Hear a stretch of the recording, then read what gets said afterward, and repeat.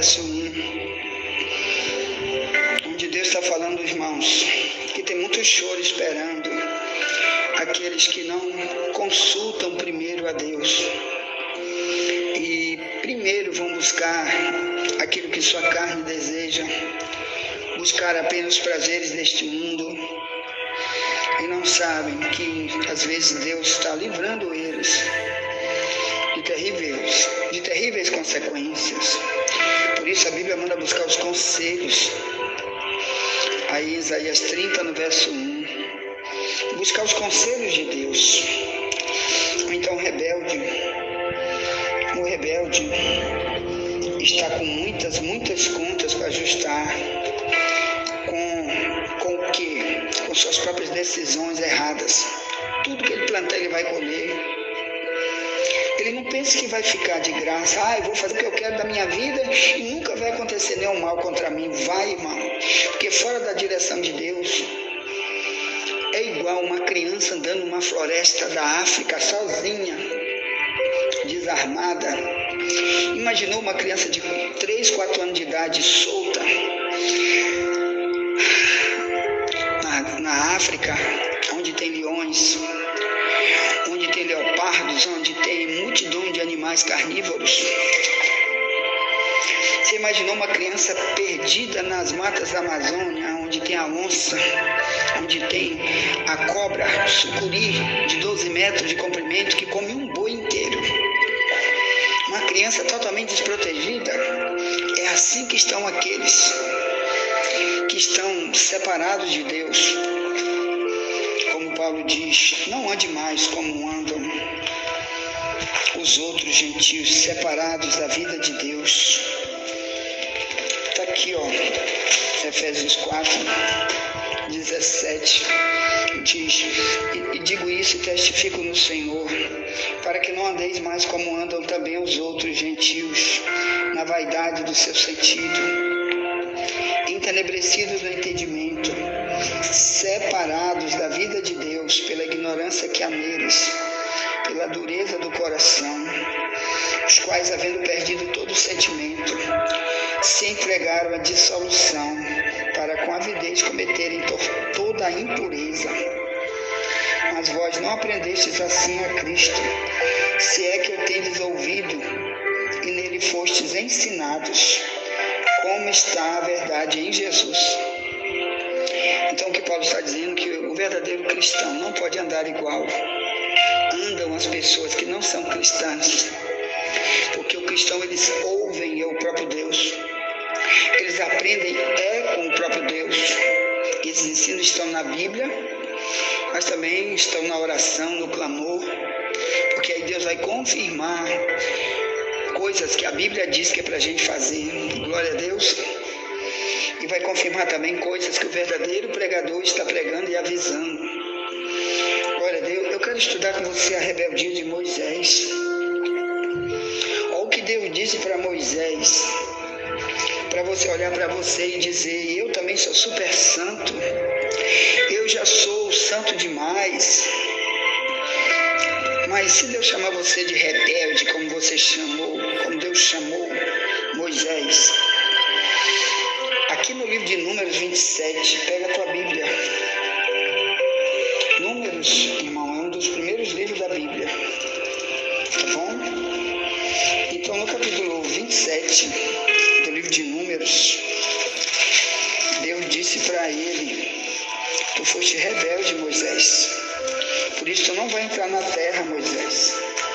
Irmãos, imaginou se Deus se apresenta hoje num sonho, numa revelação, ou usar um profeta, ou usar o próprio pastor Wagner aqui pregando e dizendo: tu pode ser santo demais, mas se tu agir como Moisés, tu não vai entrar na terra. Tem uma terra prometida para ti, tem novo céu e nova terra para ti. Mas se tu for rebelde como Moisés, cuidado. Então aqui em Números 27, amém?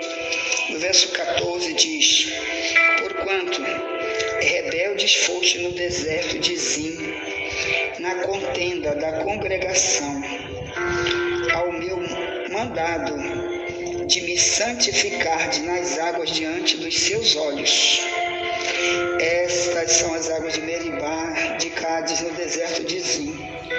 Então falou Moisés ao Senhor, dizendo: o Senhor, Deus dos espíritos de toda a carne, ponha um homem sobre esta congregação, que saia diante deles, e que diante deles os faça sair, e que os faça entrar, para que a congregação do Senhor não seja como ovelhas que não têm pastor.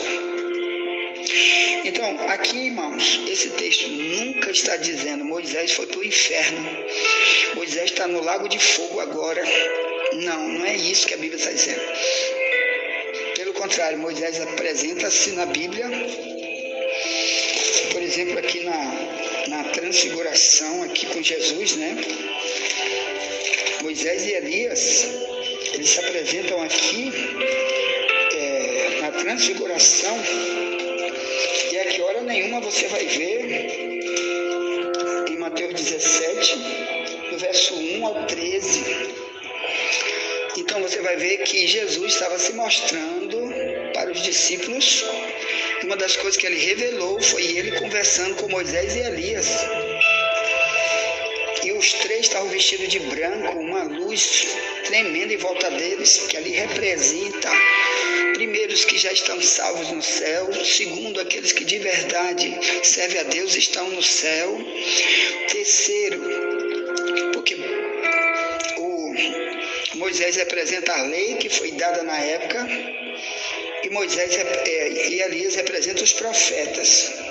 Então, hora nenhuma, quando fala de Moisés na Bíblia, fala que Moisés se perdeu. Por exemplo, aqui em Hebreus 11, na Galeria da Fé, aqui traz um elogio super gigante para Moisés, tá bom?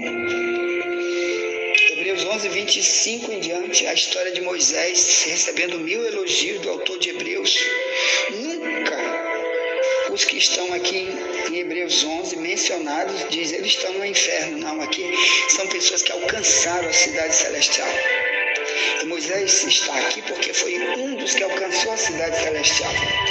Mas, porque eu quero voltar para cá, Deus disse: tu foi rebelde, Moisés. Então, meus amados irmãos, nós temos que ter cuidado com essa expressão, tá certo? De Números 27, 14. Por causa de uma contenda, Deus decidiu que não ia, a rebelião foi essa aqui, ó.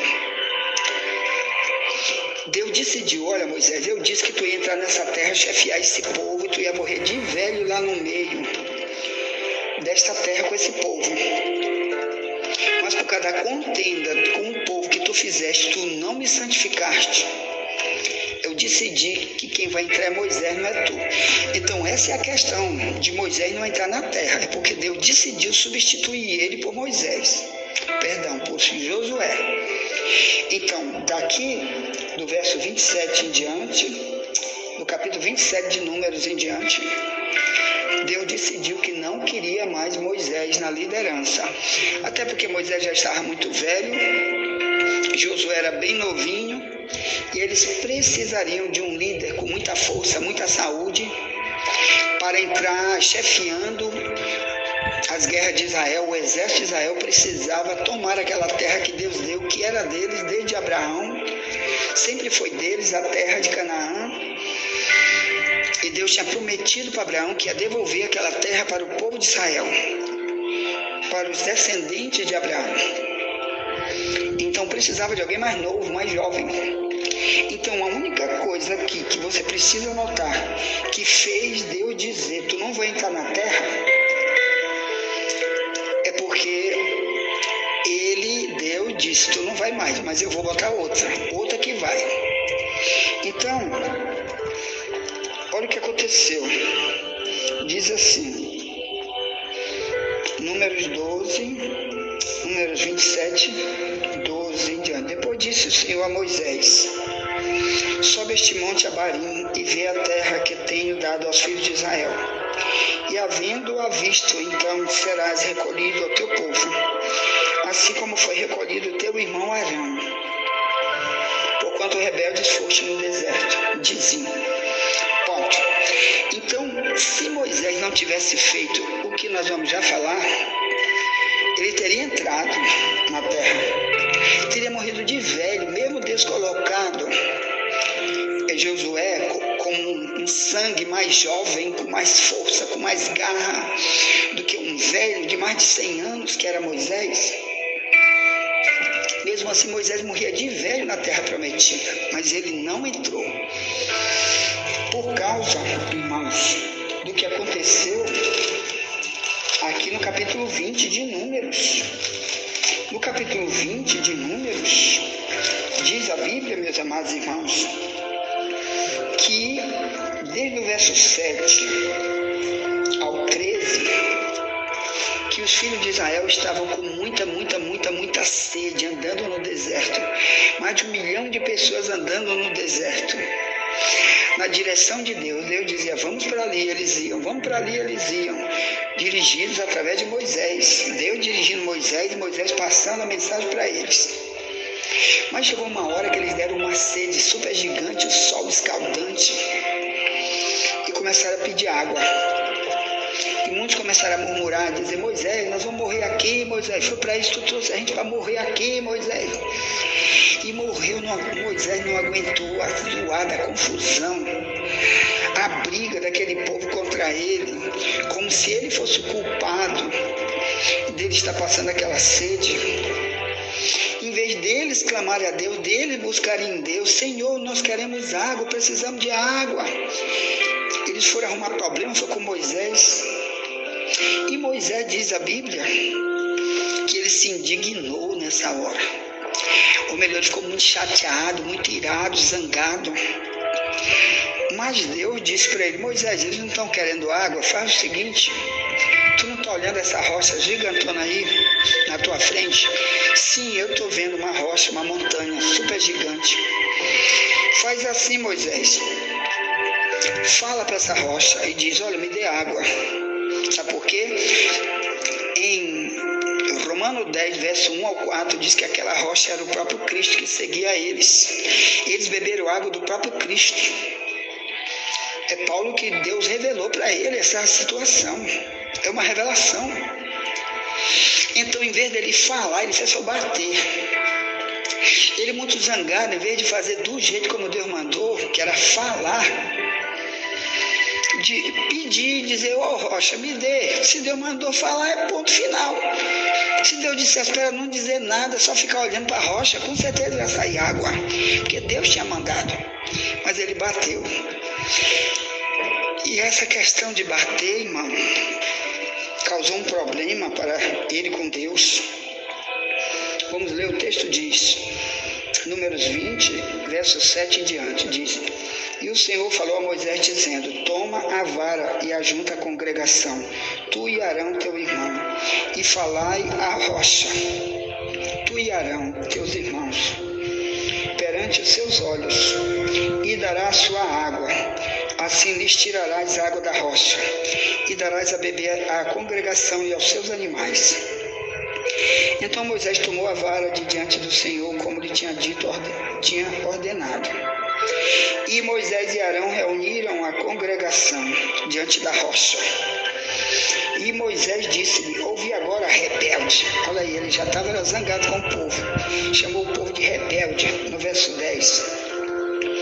Números 20, no verso 10. Vou repetir, ele diz. E Moisés e Arão reuniram a congregação diante da rocha.